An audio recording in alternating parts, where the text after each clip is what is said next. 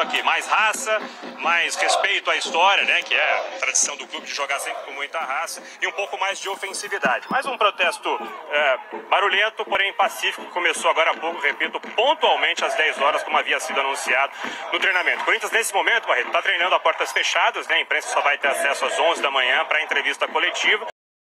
E na porta a torcida já faz esse protesto, a gente ainda vai apurar se representantes da torcida vão ter acesso. É comum também, né, nesse tipo de situação, que alguns representantes, alguns líderes sejam recebidos, né, por dirigentes, até por alguns jogadores. A gente ainda não tem essa confirmação, então essa é a situação no momento. A torcida, depois de 2 derrotas seguidas, algo que não acontecia em jogos oficiais do Corinthians desde abril, mas o pessoal protestando, querendo mais raça e mais ofensividade desse Corinthians, Barreto.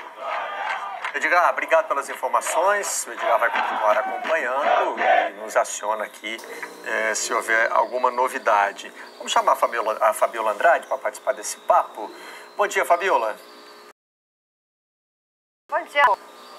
A gente nunca tem elementos suficientes para avaliar a espontaneidade de um movimento de torcida organizada, né? A gente sabe da ligação que as organizadas costumam ter com a política interna do clube. Então, eu acho que a gente pode pular essa parte, porque a gente não vai conseguir aqui chegar a uma conclusão sobre isso, né? Esse protesto que o Edgar destacou aí, ele tem coisas que a gente está acostumado a ver, né? O problema do futebol brasileiro, em 99% dos casos, é a raça, né? Falta vontade, falta disposição dos jogadores, a visão da torcida. Que é um conceito vago, né? O que é raça? É aquele carrinho lá na placa de publicidade que não serve para nada? É Felipe Melo? O que é raça? Porque tem time ruim que tem raça, tem time ruim que corre pra caramba, se esforça. Aliás, veja a Série C, é só raça.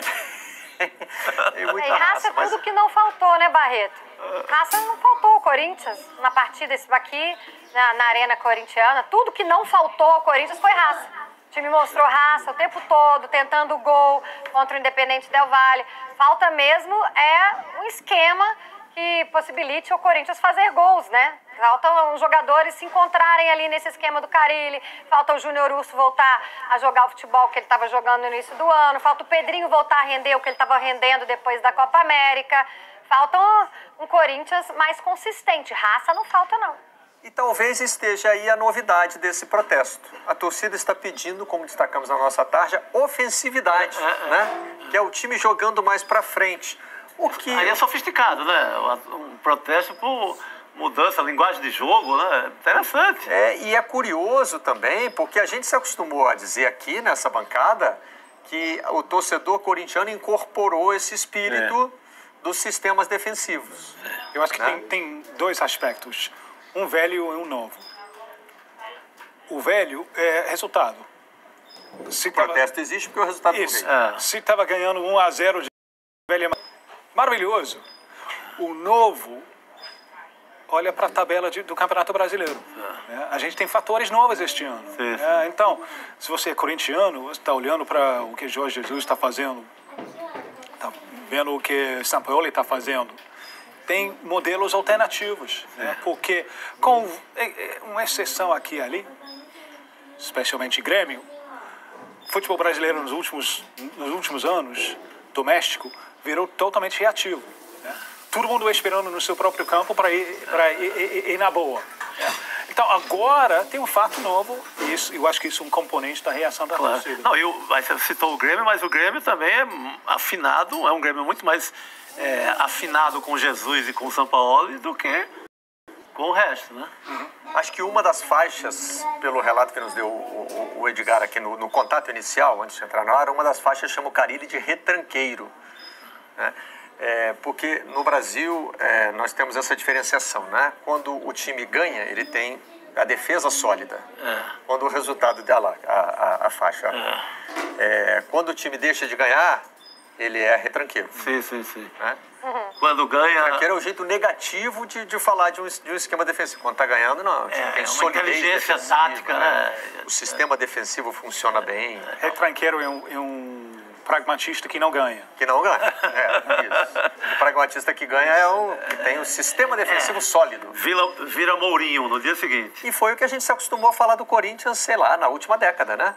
Um time que é montado de trás para frente, que parte de uma defesa bem estruturada para construir seus resultados. É um Corinthians já de muito tempo. E agora? Será que tem que mudar a filosofia? É o Corinthians campeão do mundo, né? O Corinthians campeão da Libertadores. É esse Corinthians com essa filosofia de jogo. Campeão brasileiro de 2015 e 2017 também. Eu vi o Pedrinho fazendo uma boa análise do jogo ontem no Seleção. Ele falou que o Carille não foi Carille contra o Del Valle. Que ele fez o que a torcida pediu. Ele jogou muito avançado. Por ser o Del Valle, e ele achar que ia pegar mal para a torcida, jogar mais recuado, mais precavido, na análise do Pedrinho, o Corinthians não foi o Corinthians de sempre, por isso perdeu o jogo.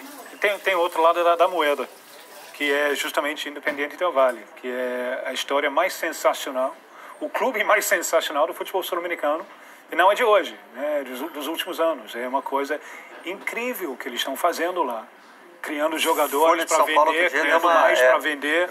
O Carille falou, eu não vi o jogo, eu só vi os melhores momentos, mas o Carille falou sobre o jogo, eu tenho um time de meninos. Olha para a idade de vários jogadores da categoria de base. Olhamos, porque ontem justamente isso chamou atenção aqui, Tim. Como a gente rodou essa declaração do Carille, ficou aquela dúvida, né? Que, poxa, mas será que isso vai... Até por causa da história do Independente Del Valle, eu citei aqui ontem uma reportagem da Folha de São Paulo que conta essa história da transformação interna, né? Na estrutura do clube. Competência com quem eles fazem isso. Equador ganhou o Campeonato Sul-Americano Sub-20 este ano. Ele chegou em terceiro lugar no Mundial em Polônia, em maio, junho. E a base do time era tudo jogador de Independente Del Valle. Vários já vendidos. Sim, é isso que eles fazem, vende, bota mais. Mas está preparando. Então tem várias crianças naquele time. Então aí nós resolvemos fazer as contas. Será que o Corinthians estava com um time de garotos e o Independente Del Valle, que tem essa tradição, estava com um time experiente? Tem um ou dois lá que puxam até essa média para cima. Isso. Mas não o suficiente para ser uma média maior do que a do Corinthians. Olha aí. Vamos com os times que começaram e com os times que terminaram, tá? Esses campinhos aí são das escalações que entraram em campo, né? 27 anos é a média do Corinthians, 25,4 é a do Independiente Del Valle. Para falar dos times que começaram, né? Aí com os garotos que entram para Independiente Del Valle, eu imagino que baixa. O Corinthians baixou um pouquinho, foi para 26,2 com o time que terminou a partida, só que o Independiente Del Valle também diminuiu a média. Foi para 25,4. Eu lembro aquele time de 3 anos atrás que chegou no final da Libertadores, que venceu o Boca em casa e na Bombonera, né? Venceu o Boca na Bombonera. 2 uruguaios com experiência e 9 outros jogadores os 9. Aí botou mais. É impressionante, bota mais ainda chega. Então, o Corinthians começou e terminou com uma média de idade mais alta do que o Independiente Del Valle. E se a gente pegar o parâmetro dos 30 anos, o Corinthians teve em campo 6 jogadores acima dos 30. O Independiente Del Valle teve 3. Tudo bem, o jogador mais velho em campo era o Pellerano, do Del Valle, 37 anos. Dar um pouco de sustentação, isso é modelo dele. Mas o Wagner Love tem 35. Sim. Colado, né? Então, quer dizer, realmente foi uma análise surpreendente. A gente já tinha estreado isso aqui ontem, né, Fabiola? E de fato não bate com os números do que a gente viu em campo. Não, a gente falou, né, que a entrevista do Carille foi infeliz, né? Ele não foi bem na entrevista coletiva dele, tanto ao analisar a partida, quanto ao falar do time adversário. Parecia que o Carille não sabia a equipe que ele estava enfrentando. De um treinador, o Miguel Ramírez, novíssimo, né, de 34 anos, ele é espanhol. Ele veio para o Independiente Del Valle para poder assumir a base da equipe lá equatoriana. No final, ele acabou ficando no time profissional, mostrando muita competência. Ele que gosta e tem um estilo, né, ele tem uma influência, na verdade, do futebol do Barcelona. Então, não, o Independiente Del Valle não ia ficar esperando o Corinthians lá atrás. Talvez o Carille esperasse o Independiente Del Valle muito recuado, porque estava jogando fora de casa. E ainda falando dos garotos. O Independiente Del Valle, o Barreto, tinha 5 atletas com menos de 21 anos de idade. Por isso, né, o Tim está falando aí, toda a base aproveitada o tempo todo no time profissional. Realmente não tinha tinha experiente lá, malandro, como o Carille falou. A entrevista do Carille foi equivocada ontem.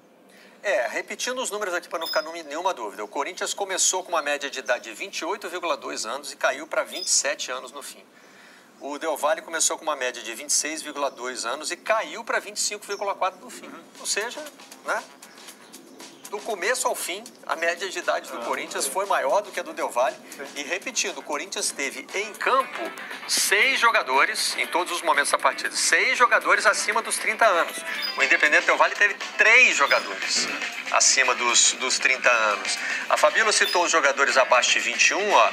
O Corinthians teve Matheus Vital e Pedrinho, que tem 21, e o Janderson, que tem 20. O Independente Del Valle teve 1, 2, 3, 4, 5 jogadores com 21 anos ou menos. Isso. E 6 jogadores vindos das categorias de base. Não sei se o Carille vai voltar a falar do assunto para tentar esclarecer melhor o que ele falou, mas assim, ficou confuso para nós. E ele esqueceu o jogo, né? O que foi o jogo e apostou tudo nessa desculpa da idade. E quando falou sobre o jogo, diz que o deu para se defender e jogar no contra-ataque, que também não foi o que a gente viu em campo. E o que seria legítimo também, né? Poderia até ter acontecido, mas não aconteceu. Sim. O Del Valle teve uma proposta ofensiva. Enfim, vamos ver quais vão ser os próximos passos aí. Pois não, Fabio? Mas talvez uma análise legal, até o Edgar falou isso aí ao vivo lá do centro de treinamento do Corinthians. Não tem ninguém pedindo a cabeça do Carille, isso é importante falar, né? Porque eu vi muitos corintianos ontem repercutindo isso. Não, o Carille tem que ir embora, já tô cansado do Carille. Não tem esse pedido na grande parte da torcida corintiana, mas o pedido aí é mais mesmo de um ajuste, de esquema tático do Corinthians poder melhorar o futebol corintiano. Não tem ninguém ali pedindo a saída de X, Y, Z, nem de atletas sendo citados, porque esses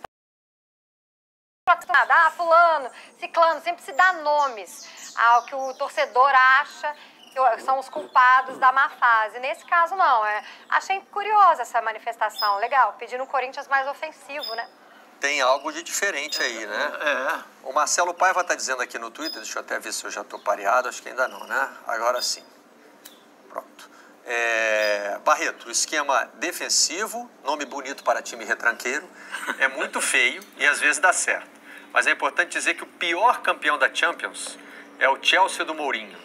Aquilo não é futebol. Não sei se é o pior de todos os tempos. A gente teria que ficar repassando aqui. Foi Mourinho. Mentalmente. Não é o Chelsea, não. Você não confundiu com a Inter, Xará? Pode ser, né? Mas aquele Chelsea. A Inter do Mourinho. Aquele Chelsea que ganhou em 2012. Aquele era o Di Matteo. Foi fraco. Foi montado pelo Mourinho? Sim, o Mourinho é o pai. Mas quem estava comandando o time era o Di Matteo. E que cabe nesse espírito que o Paiva está falando. Muita gente criticou a Inter do Mourinho, que até eliminou o Barcelona, mas que parava o ônibus, né? Criou essa expressão, estacionar um ônibus, né? Com certeza foi melhor do que aquele Chelsea. Aquele Chelsea é o pior campeão da Europa que eu lembro nos últimos anos.